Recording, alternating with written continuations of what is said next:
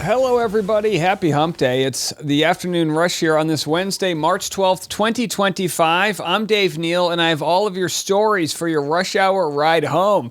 We got an eclectic one for you today. You know I love good animal content. And we have Blake Lively actually narrating a new Nat Geo penguin documentary.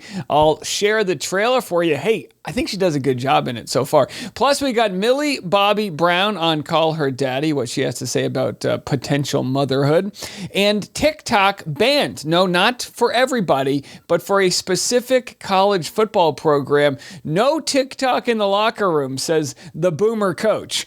Bring TikTok back. It's like Footloose for the new generation. Mental health defense will be discussed as Blake Lively's case awaits the judge's response to the protective order request. How will mental health be used, weaponized, and discussed moving forward? And also Candace Owens, very interestingly, exposes the free speech concerns with deporting a man with a green card who has not been charged with a crime. And then the quote-unquote Ukraine ceasefire. Apparently Russia so far has not agreed to it, but what this means for international war. From penguins to war, we've got it all. These stories and more coming up right now on The Rush.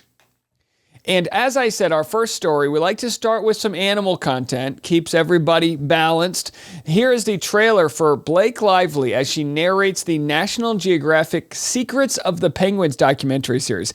I know this is a tough one, folks, right? You might not like Blake Lively, but I don't know anybody who doesn't like penguins. Let's have a listen and see how she does.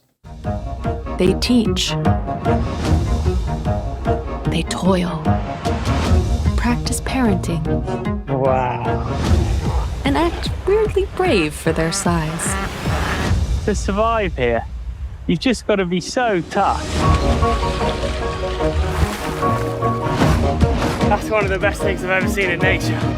They live in unexpected places and do surprising things. That cliff has got to be 50 feet high. Just when I think penguins have hit their limit, they do something extraordinary. This Earth Month, National Geographic invites you to uncover the truth about them in black and white. Secrets of the Penguins. All right, it's Earth Month, baby. That's Secrets of the Penguins, out Sunday, April 20th, a new series. I'm assuming Blake Lively filmed this before all of her drama, but I gotta tell you, look, I'll be the first to say this.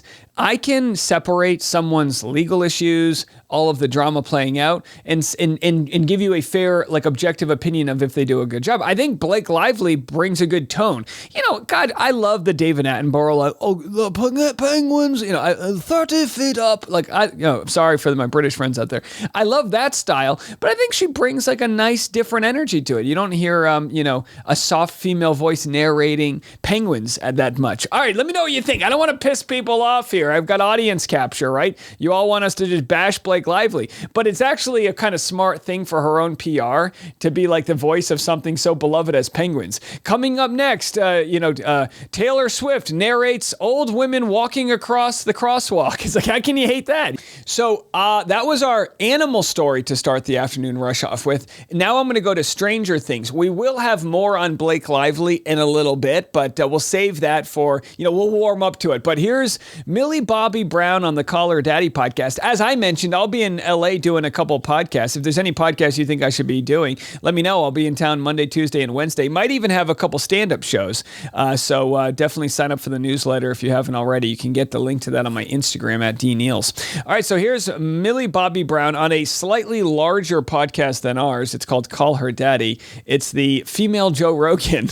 And by that, I mean it's just the largest female-run podcast out there. And okay, so here's what Millie Bobby Brown had to say. And by the way, if you want to feel old, just Millie Bobby Brown as an adult makes you feel old, because we remember it like it was yesterday that she was a 10-year-old on a hit Netflix show. How was that not 3 years ago? I can't believe how fast time goes by. You had to shave your head the first season. How did you feel about that? I honestly did not care. And I'm saying that like I really did not care. I didn't have anxiety. I wasn't sad when they shaved it off. I just thought, cool, like now this is what I'm doing. Like, I think it started to hit me months and months in, where like you get at that age where you're 11 now and you're shaving it consecutively every 3 days because it cannot grow past a certain length because we're filming. So continuity wise, you're shaving it. So every time it started to grow and I'd get excited, it'd be we'd shave it again. So I think it became to the point where I was like 11 or 12, where I was like, the boys started liking girls, and I was kind of like, maybe why are boys not liking me? And then I was like, oh, I'm feeling like insecure now. So then I would put wigs on, and I did get really, really like bullied, like in public. People would like make comments and stuff, but I honestly, like, I still to this day like loved the experience, and I would do it again. Like I always tell Jake, like for my first baby, I want to shave my hair off. Like I don't know, I just feel like it was really liberating. Would suggest it for anyone, like any girl. Wait, so you're saying when you have your first child, you would shave your head? Yeah. Like when you have the child, or when you're maybe right before I'm about to give birth. Like, because I just think like hair is such a ordeal anyway to deal with. Like, why I'm gonna like nurture my child, why like deal with my hair? And I think it's such a liberating experience, like to be a woman is and I felt like I had that experience as a girl, but I'd like to have that experience as a woman.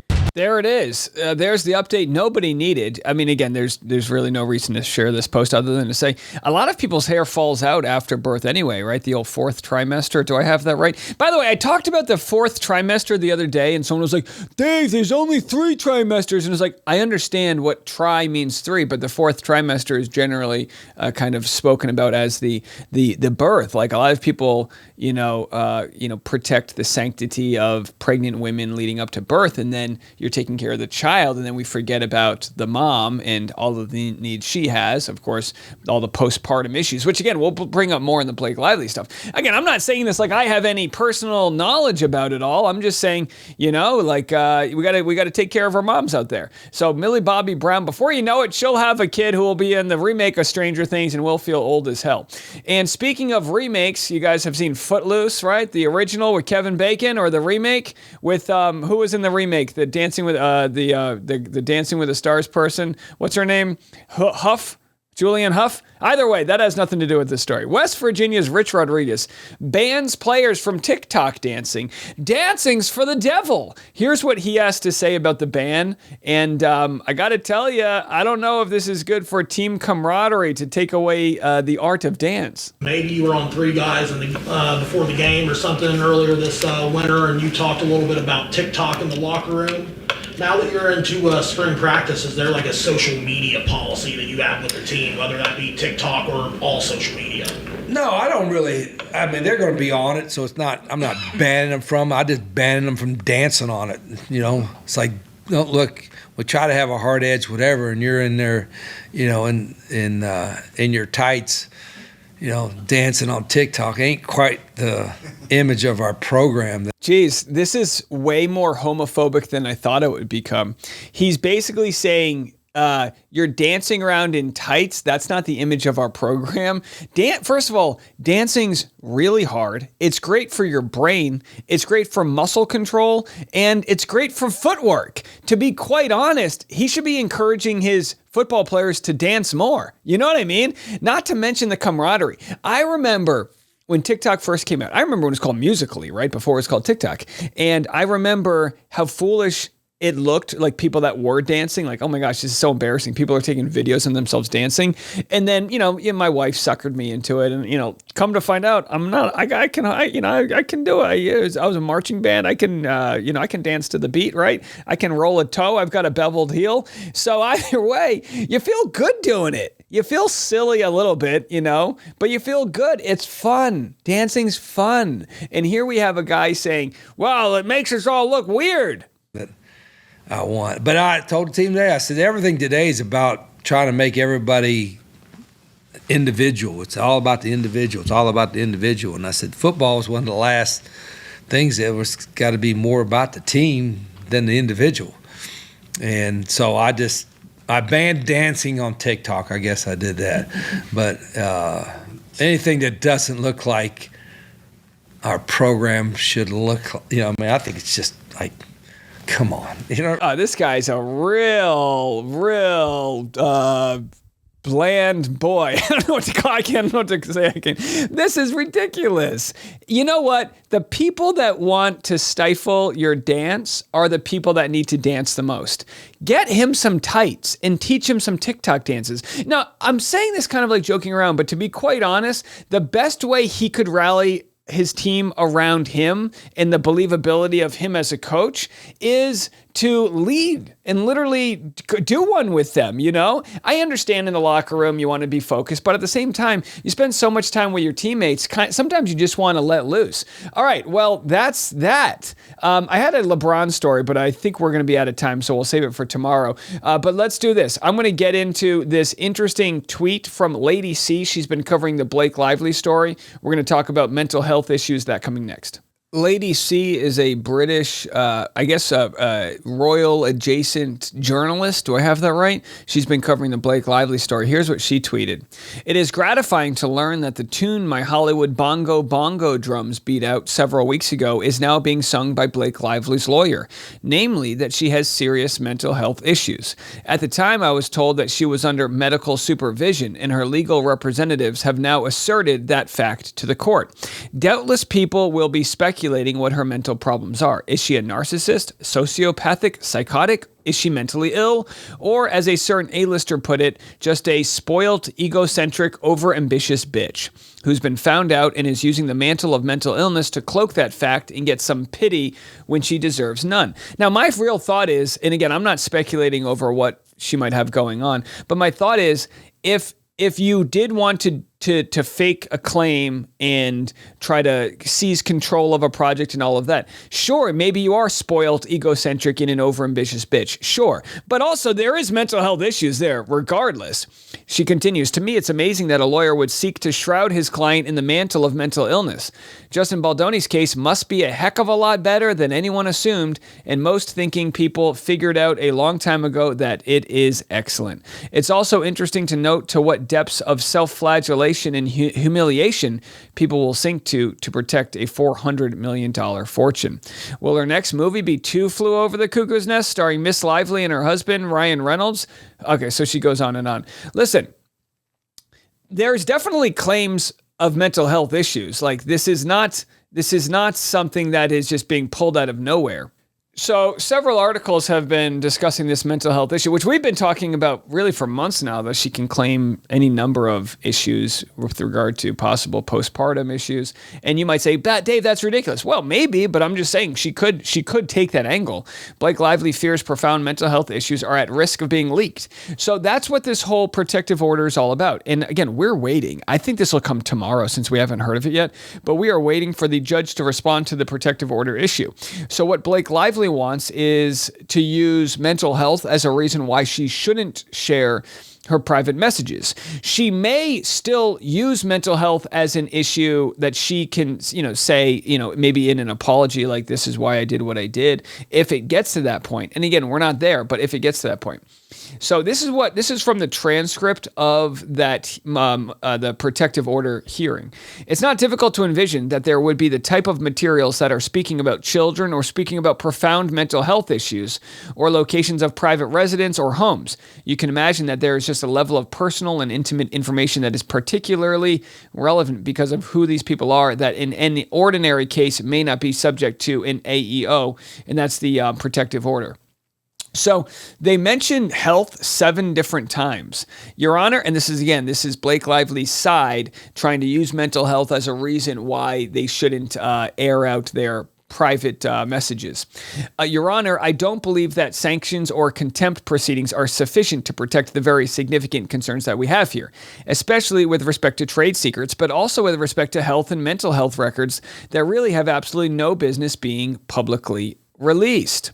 And you can't blame Blake Lively's lawyers for trying to play this card here. We'll have to see if they actually do that. But what they're essentially saying is we don't want all the information going out because of what might exist in there. So they're not even saying what the mental health issues might be, but whether she's just considered a spoiled brat or if there's any other damning information. I agree that it would make her look bad because the PR would feast on it, but what's the alternative? Not sharing information that might be wildly pertinent to this court case? My guess is, and again, this is an uneducated guess as I'm not a legal analyst, but my guess is the judge is going to strike down Blake Lively's attempt for the protective order and possibly on a case-by-case basis redact some of that information. I think you can do that. Redact it from the public. Now, what Blake Lively's saying is, it's one thing to redact it from the public, but Justin Baldoni's team is going to leak this information. Well, how about this? Only share it with, the specific, people on the inner circles of this case. Redact all the pertinent, salacious stuff from the public. But you have to at least let Justin's side know this information, or else, what are we even doing here if we're not sharing the discoveries, right? So, all right, there's your update with the Blake Lively stuff. Coming up next, we're going to dive into what might be a peace deal in Ukraine. That next. So the news is trying to make a big deal out of the Ukraine and U.S. governments agreeing to a ceasefire talk. Now, you have to remember, Ukraine was invaded by Russia. So the U.S. is just brokering a deal where they've now convinced Ukraine to agree to a ceasefire. But now they have to convince Russia to the ceasefire. Remember, Russia invaded Ukraine. Why the hell would they want a ceasefire? Well, let's at least listen to this story, and we'll have to see if it happens. After a day of marathon talks, Ukraine and the Trump administration appeared to bury the hatchet. The allies now back on the same page. In Saudi Arabia, Ukraine accepted a proposal brought by the U.S. for a total, immediate ceasefire lasting 30 days. Ukraine would pause fighting in the air, at sea, and at the front line. But only if Russia agrees as well. So again, why is Russia going to agree? Why would they agree to any ceasefire whatsoever when they're the aggressor? And again, we already have information coming from some people that are saying Russia's not going to do this. And Zelensky said, and this is why that Oval Office fight happened, he said they've already violated these ceasefire agreements in the past. Russia has been bombing hospitals and schools and things like that. You've got your own American heroes, astronaut Mark Kelly, calling Putin one of the most dangerous men in the world and one of the worst, most evil people in the world. Why the heck is he going to agree to a ceasefire? Now, I like the idea of trying to get one, but what does it accomplish is the question. Ball's now in their court. In exchange for the full ceasefire, more than the partial one Ukraine had been proposing, the Trump administration backed away from its strong-arm tactics, resuming intelligence sharing with Ukraine and the supply of American weapons. Both were suspended after that disastrous meeting in the Oval Office when President Trump and Vice President Vance accused Ukrainian President Zelensky of being unappreciative of American assistance. And of course, Zelensky, my guess is he's like, look, we've already tried all of the things you're trying. But again, why not? Why not try for it? Here is an update from Joey Contino 2 from yesterday, actually on TikTok, saying that Russian State Duma rejects the ceasefire already. That Russia has already rejected the ceasefire that Ukraine has put forward. This is coming from the State Duma's deputy. And I want to read for you what he says here. This is coming from Deputy Viktor Sobolev that said in a statement, Russia will not agree to a 30-day ceasefire since, quote, it will only allow Ukraine to regroup and rearm. Adding that a temporary ceasefire is unacceptable and only plays into Ukraine's hands. This ceasefire, by the way, would have been a 30-day ceasefire in which there'd be a ceasefire from the air and the sea, something that Ukraine had brought to the United States, and the United States said, you know what, let's bring this to Russia. And by the way, it's because of Ukraine's willingness to have a ceasefire that the United States is now allowing intelligence and weapons back to Ukraine. I'm just happy that the U.S. intelligence apparatus is now back working in Ukraine. My thought is that's the only reason Zelensky's even alive right now. I didn't think he would have lasted 3 days. As you guys know, Putin has disposed, I should say, of many people that through heard poison, people falling off buildings, literally planes getting blown up. So I'm just shocked he's still around for the fight. But that's just one state saying they don't think they're going to agree to the ceasefire. We'll have to see what Putin has to say. I'm just not holding my breath, but we'll have to see. Now, I guess in order to shift focus away from fighting with Canada, we are now going to be offering tariffs to Australia. Our good friends from Down Under will be receiving tariffs. Are they blanket tariffs? I'm really not sure. But now Australia says they're not going to do reciprocal tariffs against the U.S. Oh, how kind of them. Tariffs and escalating trade tensions are a form of economic self-harm and a recipe for slower growth and higher inflation. They are paid by the consumers. This is why Australia will not be imposing reciprocal tariffs on the United States. Such a course of action would only push up prices for Australian consumers and increase inflation. The United States' decision to impose tariffs on Australian steel and aluminium as part of a global decision are concerning. Such a decision by the Trump administration is entirely unjustified. I think Australians will look at this decision and will be concerned that our friends in the United States have chosen to impose these tariffs on Australia, given that Australia does not impose tariffs on the United States. Oh, psychological warfare. I love it, actually. That's like when your friend's like, I'm not mad at you. I'm just disappointed. I'm sorry. Look, I'm glad they're not doing tariffs on us. I'd hate for my Vegemite prices to go up. But in all seriousness, I love when they call it aluminium. Why are we so different? We call it aluminum, but they call it aluminium. I might start calling it aluminium. Either way, these tariffs, of course, the steel and aluminium tariffs are meant to, I guess, get people to buy steel and aluminium from the U.S. But in the modern world, it's not always beneficial to bring everything back home. I think we should bring jobs back home. I really do. I think you just have to do it very surgically in order to not disrupt the global market. But hey, this is what's happening.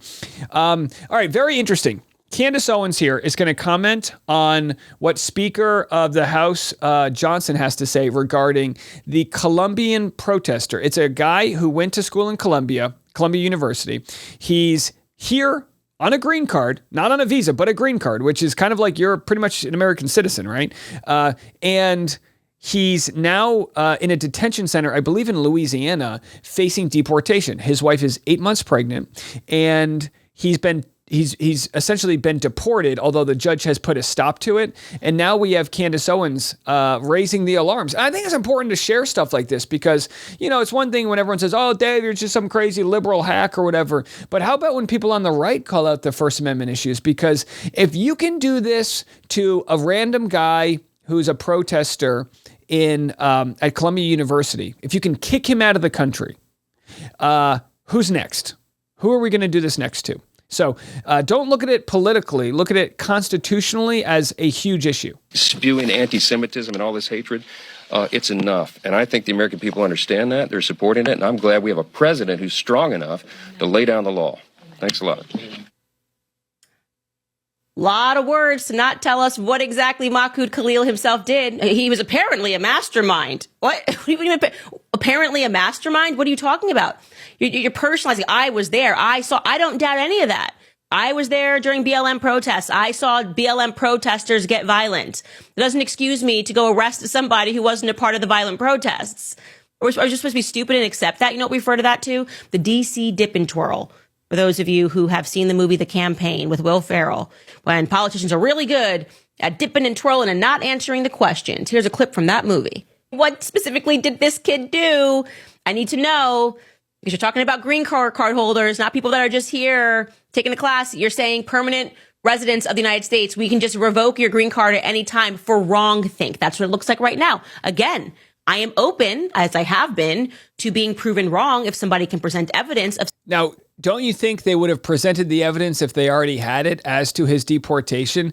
No, some people have commented in my DMs, oh, Dave, you don't get First Amendment rights if you have a visa, like a student visa. Sure, this person had a green card. do your homework and figure out the difference between the two. We're getting a real civics lesson here. But I just think it's very interesting that we're hearing from Republicans and they're saying, look, you've got this huge issue with the Second Amendment, right? People are saying, oh, you can't take away my guns. Sure, right? How about the First Amendment? How about the freedom of speech? And I hate to say it, but that means the freedom to be against, a war.